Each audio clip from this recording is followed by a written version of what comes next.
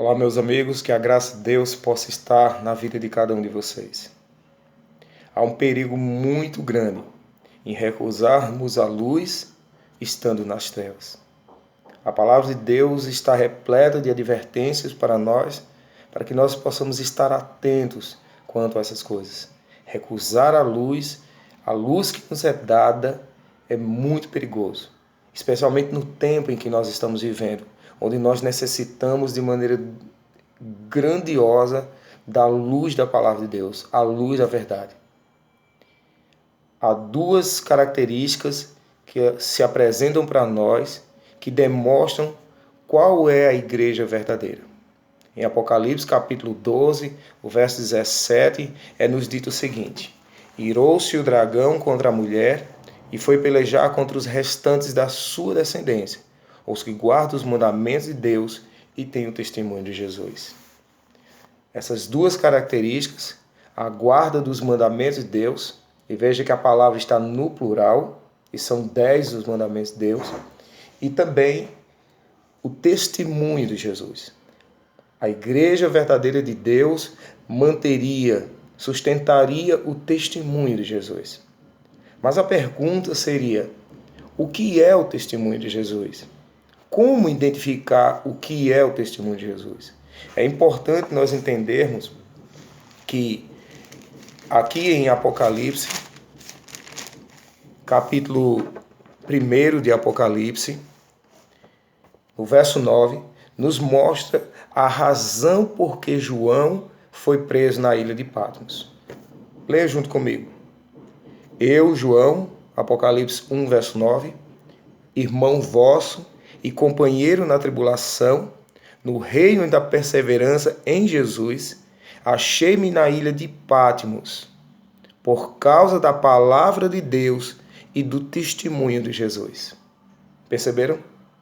João estava preso na ilha de Patmos por causa da palavra de Deus, do testemunho e do testemunho de Jesus Cristo. O que seria então esse testemunho? Como podemos saber o que é o testemunho de Jesus? A palavra de Deus, ela revela para nós. Nós podemos ter a certeza de que a palavra de Deus vai interpretar para nós essa questão. O que seria então o testemunho de Jesus? Vamos para Apocalipse capítulo 19.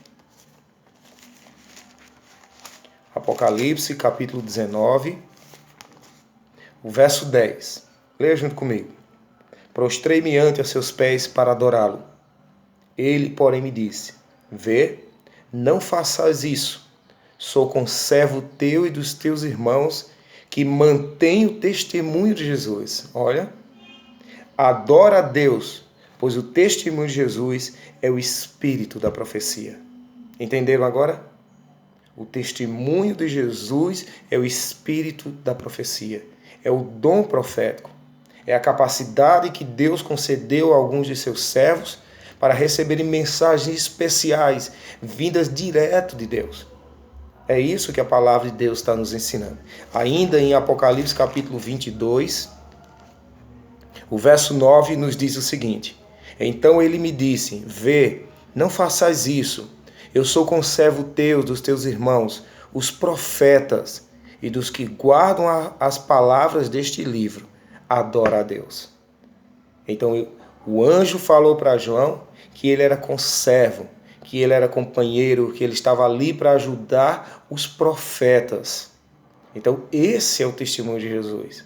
O testemunho de Jesus é a capacidade que Deus deu para pessoas que ele escolheu para trazerem mensagens especiais vindas de Deus para o povo de Deus. Nunca na história o povo de Deus ficou sem um profeta. Ao longo de toda a história da era cristã, a igreja de Deus sempre teve um profeta. Homens e mulheres que se levantaram para que pudessem trazer uma mensagem especial de Deus para o seu povo. Para que guiasse o povo, para que orientasse o povo durante o caminho, durante a jornada que eles estavam passando. É importante nós entendermos também que, assim como há profetas falsos, há também profetas verdadeiros. Lá em Mateus, capítulo 24, o verso 24, Jesus nos diz o seguinte: pois se levantarão falsos cristos e falsos profetas e apresentarão grandes milagres e prodígios para, se possível, iludir até mesmo os eleitos. Então você percebe que Cristo nos alertou quanto o perigo em relação aos falsos profetas. Se existe falsos profetas, é porque existe profetas verdadeiros. Cristo jamais alertaria a nós de um falso profeta se não existisse o verdadeiro. Por que existe uma nota de R$50 falsa? Porque existe a verdadeira. Ninguém vai fazer uma nota de R$30. Por quê? Porque não existe. Ninguém vai fazer uma nota de R$30 falsa porque a verdadeira não existe. Então, se existe a falsa, é porque existe uma verdadeira. Então, Cristo nos alertou que haveria falsos profetas. Então, se existem falsos profetas, é porque existe também o verdadeiro. E é interessante que a própria palavra de Deus, ela nos fala, lá em Efésios, acompanhe junto comigo, lá no livro de Efésios, no capítulo 4 de Efésios, a palavra de Deus, ela nos fala justamente dos dons espirituais, certo? Os dons que Cristo concederia à sua igreja para que ela pudesse, então, crescer espiritualmente. Veja, Efésios capítulo 4, o verso 11 ao 14. E ele mesmo concedeu uns para apóstolos, outros para profetas, outros para evangelistas e outros para pastores e mestres, com vista ao aperfeiçoamento dos santos, para o desempenho do serviço, para a edificação do corpo de Cristo, até que todos cheguemos à unidade da fé e do pleno conhecimento do Filho de Deus, à perfeita varonilidade, à medida da estatura da plenitude de Cristo, para que não mais sejamos como meninos, agitados de um lado para o outro e levados ao redor por todo vento de doutrina, pela artimanha dos homens, pela astúcia com que induzem ao erro. Você percebe que o apóstolo Paulo aqui, ele apresenta uns dons que Deus concedeu à igreja. Há outras listas de dons que Deus concedeu. Efésios apresenta apóstolos, profetas, evangelistas, pastores e mestres. Por que Deus concedeu esses dons à igreja? Ele responde: o aperfeiçoamento dos santos, para o desempenho do serviço, para a edificação do corpo de Cristo. Então foi por essas razões que Deus concedeu os dons, esses dons de profetas, de apóstolos, evangelistas, pastores, mestres, apóstolos. Foi para essa razão que Deus concedeu os dons para a igreja, assim como os outros, para que a igreja, para que os santos se aperfeiçoassem, para que houvesse o desempenho do serviço dentro da igreja e para que houvesse a edificação do corpo de Cristo, que é a igreja.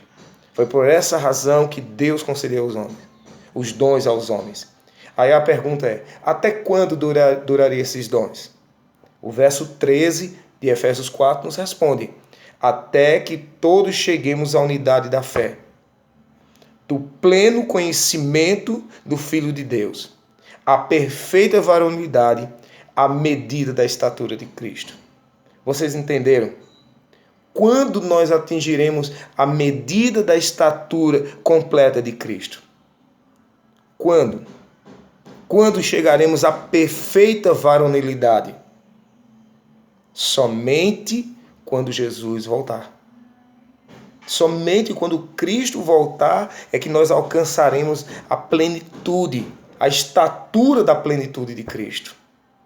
Então aí estaremos realmente completos. Então, até lá, os dons permanecerão. Até lá, a igreja necessitará dos dons especiais que Deus concedeu à sua igreja para que a igreja cresça, se desenvolva e seja edificada. Que Deus possa nos abençoar para que nós possamos entender a necessidade dos dons espirituais para a igreja dele. Nesses últimos dias que nós vivemos neste mundo, nós necessitamos de urgentemente compreender e desenvolver esses dons para que Deus possa então trabalhar através de seu povo, de seus servos, para que a palavra de Deus possa crescer. Que Deus nos abençoe.